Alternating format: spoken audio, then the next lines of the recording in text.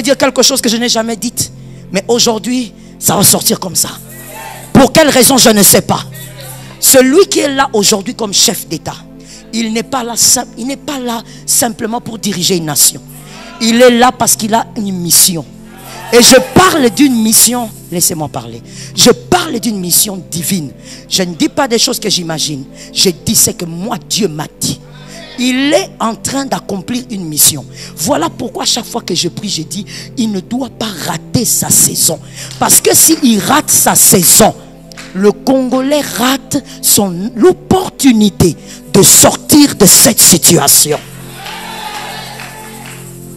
Voilà pourquoi toi, enfant de Dieu, même quand tu analyses la politique, ne sois pas charnel. Après tes analyses, monte comme un aigle. Qu'est-ce que Dieu dit sur cette nation en ce moment? Cet homme-là, il n'est pas là seulement parce que vous l'avez placé là.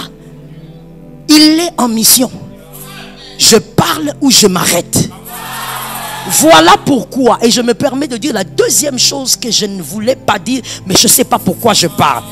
C'est que même quand quelqu'un voudra toucher à sa vie, il ne sera pas atteint non à cause de la sécurité, mais à cause de la mission qu'il a dans la nation. Quelqu'un, excusez-moi, Rakayeko, quelqu'un de moins intelligent s'élèvera pour dire, le pasteur Joël est en train de parler comme une fanatique. Tu es un homme animal, tu es un insensé. Je parle au nom de l'Éternel. Je dis ce que l'Éternel a dit. Je ne parle pas parce qu'on donne le pain. Non, je parle au nom de l'Éternel. Et j'ai dit, voilà pourquoi Dieu ne permet pas qu'il tombe. Voilà pourquoi Dieu ne permet pas qu'il soit atteint. C'est parce que s'il n'accomplit pas sa mission, mon frère, nos enfants seront en problème. Alors voici la leçon à retenir, chers Congolais, pour nous et pour les générations à venir. Même après 20, 40 ans, 100 ans, retenez ça. Jeunes, enseignez-les à vos enfants. Ne laissez pas introduire n'importe qui chez vous. Soyez forts avant d'introduire quelqu'un chez vous. Vous voyez même nous, notre pays ici là. Nous, on n'est pas des victimes. Hein? Nous ne sommes pas des victimes. Nous ne demandons pas la pitié à quelqu'un. Ce n'est pas la paix que nous réclamons, ce n'est pas une faveur qu'on demande à quelqu'un. Ce n'est pas comme si on vient, on dit, s'il te plaît, laisse-nous, hein, laisse le pays, hein, laisse le Congo. On ne demande pas la pitié. Nous allons arracher même de force ce qui nous appartient, ce qui est à nous. Maman, est-ce que la mawate? Toujours senga mawate. Et comme on dirait toujours senga mawa. Il n'y a pas de traduction. Nous ne demandons pas. Oh, notre propre terre. C'est quoi le problème? C'est pourquoi, frère, moi derrière tout événement, j'étudie, je trouve des enseignements. C'est pourquoi, avant de laisser quelqu'un entrer chez toi, tu dois savoir ce que tu fais. Que l'amour ne t'amène pas à introduire n'importe qui chez toi. Notre compassion aujourd'hui nous coûte cher. Notre hospitalité aujourd'hui nous coûte cher. Nous paraissons comme faibles alors que nous revendiquons ce qui est à nous. La compassion quand on est mature, c'est aussi d'aider quelqu'un à distance. N'introduis pas quelqu'un dans ta vie simplement par compassion. Cette compassion risque de tourner contre toi. Aujourd'hui, nous sommes devenus comme des commandeurs. On parle ici, on parle là-bas. Oh, et ce qui est choquant et scandaleux, on ose même analyser nos paroles.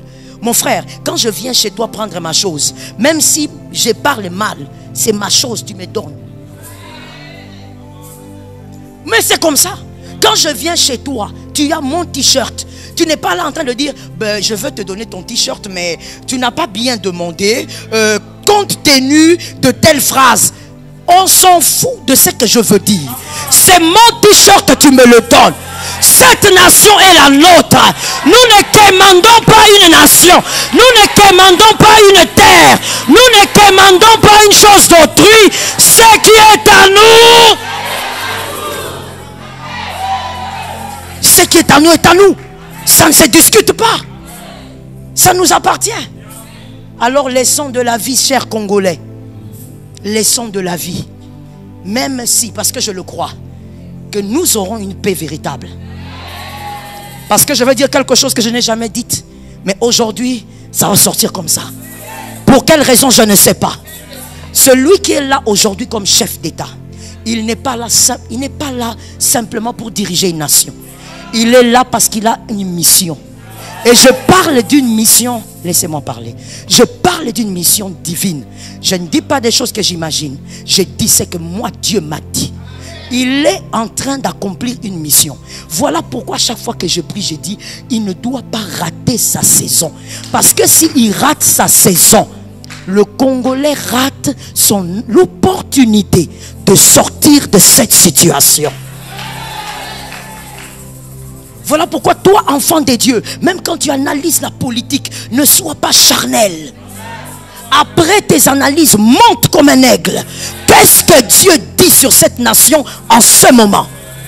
Cet homme-là, il n'est pas là seulement parce que vous l'avez placé là. Il est en mission. Je parle ou je m'arrête. Voilà pourquoi, et je me permets de dire la deuxième chose que je ne voulais pas dire, mais je ne sais pas pourquoi je parle.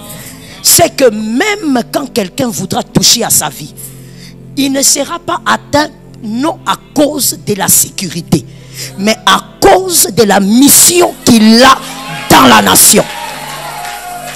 Quelqu'un, excusez-moi, Rakayeko, quelqu'un de moins intelligent s'élèvera pour dire, le pasteur Joël est en train de parler comme une fanatique. Tu es un homme animal, tu es un insensé. Je parle au nom de l'Éternel. Je dis ce que l'Éternel a dit. Je ne parle pas parce qu'on donne le pain. Non, je parle au nom de l'Éternel.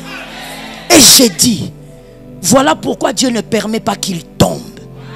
Voilà pourquoi Dieu ne permet pas qu'il soit atteint. C'est parce que s'il n'accomplit pas sa mission, mon frère, nos enfants seront en problème. Alors voici la leçon à retenir, chers Congolais, pour nous et pour les générations à venir. Même après 20, 40 ans, 100 ans, retenez ça. Jeunes, enseignez-les à vos enfants. Ne laissez pas introduire n'importe qui chez vous. Soyez forts avant d'introduire quelqu'un chez vous. Qu'il en soit ainsi. Et l'assemblée a dit Amen. Mon frère, il faut savoir que ce qui t'appartient, personne n'a le pouvoir de prendre et de détruire. Il connaît les projets.